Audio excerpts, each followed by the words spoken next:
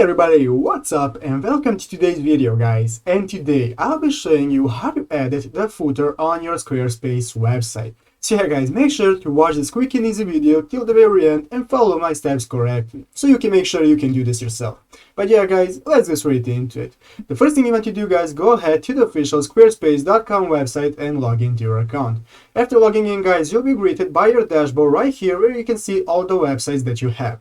So let's go to the website where we want to edit our footer by clicking our website right here, and this will open up our website in the page where we'll be able to edit it. So guys, you can see at the left side of the screen there are a couple options that you can use to edit your website, but we do not need them now. What we want to do guys, go ahead and scroll down all the way down till the very end until you find your footer right here. So guys, you can see this is our footer right here, and the next thing we want to do is go ahead and click this edit button in the upper left corner. So guys, go ahead and click on edit, and now guys, as you can see, we have entered edit mode and now we can edit our website. So scroll down to your footer and put your mouse on your footer right here, and as you can see here guys, after putting my mouse right here, this will bring up the option to click on this button called edit footer.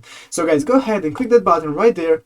And as you can see here guys, now you will be able to edit your footer. You can edit your text, you can change your newsletter, you can add any block you want. Let's say you want to add a new button or an image, add whatever you want guys, put it wherever you want. And after you're finished, all you have to do is go ahead into the upper left corner, click on done and click on save, and the changes in your footer will be saved. As you can see the button that we have added.